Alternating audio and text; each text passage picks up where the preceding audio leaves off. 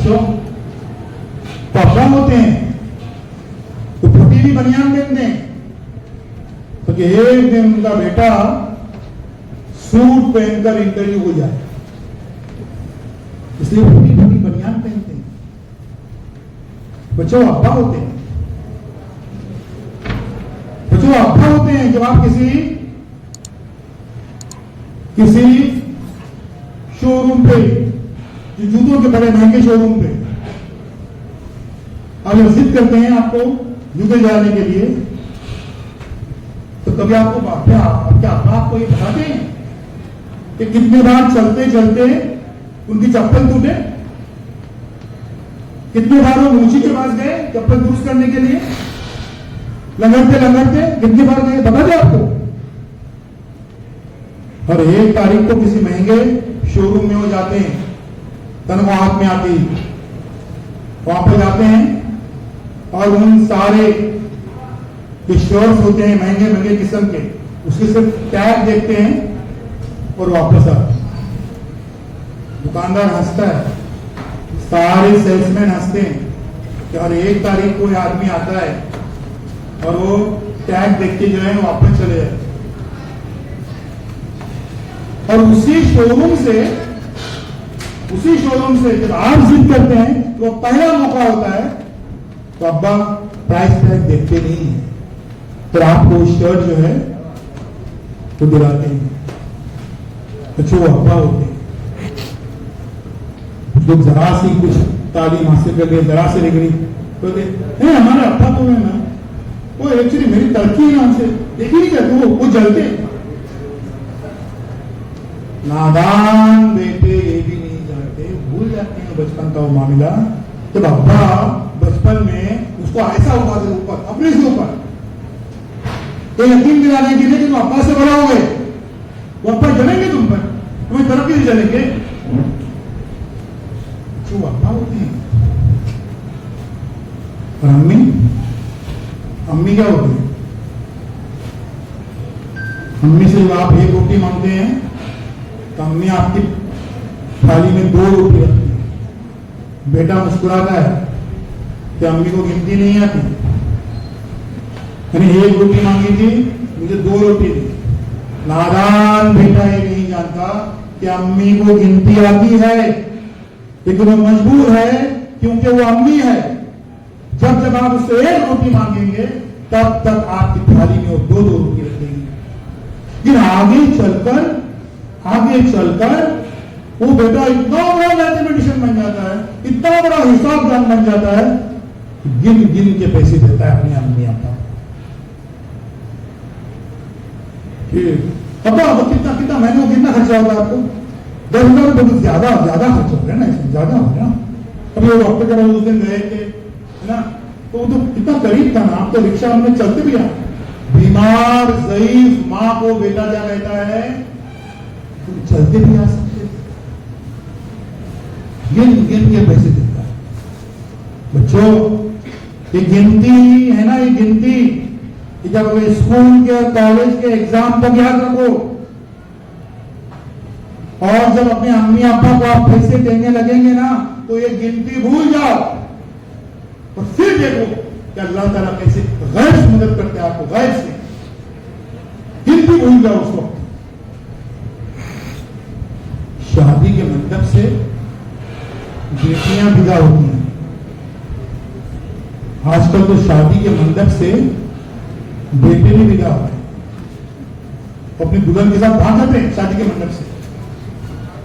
सब लोग बोलते हैं अरे तुम्हारे अम्मी अब्बा ने इतना खर्चा किया तुम पर, तुम्हारे करियर के, तुम्हारे इसके लिए, और तुम शादी के मंडप से दुल्हन के साथ भाग रहे। तो वो बेटा बहुत पिसता है, अम्मी अब्बा कितना खर्चा हुआ, कितना खर्चा अब तक मेरी तालीम में, कितना खर्चा हुआ? 3 लाख रुपए, ये लो 4 लाख रुपए, हिसाब पूरा हो। नादान बेटा क्या कहता है, हिसाब पूरा हुआ, अम्मी कुछ नहीं हुआ, अब्बा कुछ नहीं हुआ। अम्मी सिर्फ सोचती है कि इस नादान बेटे को मैंने अपने कोख के दर्द का हिसाब भी नहीं दिया, मैंने इस नादान बेटे को अपने दूध का हिसाब नहीं दिया। इस नादान बेटे को जब छेचक के दाग आए थे इसके पीठ पर, उसको पूरा रात जब पंखा में झूल रही थी उसका हिसाब भी नहीं। मैंने इस बेटे को जब वो झुलसता था बुखार में, रात रात भर अंगार की तरह से उसकी झुलसता, तो रात रात भर उसके सर पे नमक के पानी के फाहे रखती थी पूरी पूरी रात, उसका हिसाब भी नहीं। अम्मी कुछ नहीं बोलती, अब्बा कुछ नहीं बोलते। और बच्चों उस दिन से डरो जिस दिन आपके अम्मी अब्बा आपको कुछ नहीं बोलते, और अब कुछ बोलते हैं डांटते डपटते, तो शुक्र करो कि अल्लाह तेरा शुक्र है कि अम्मी अब्बा हयात हैं डांटते डपटते के लिए। लेकिन जिस दिन आपको कुछ नहीं बोलते उस दिन से डरो, क्योंकि जब जब वो आपको कुछ नहीं बोलते तब तब वो अल्लाह से फरियाद करते। याद है, तब तब वो अल्लाह से फरियाद करते हैं। या अब्बा जिनको आप ये करते हैं, तो आप याद कीजिए घर के लोग, मैक्सिमम जो फोन आप रिजेक्ट करते हैं वो अब्बा का होता है।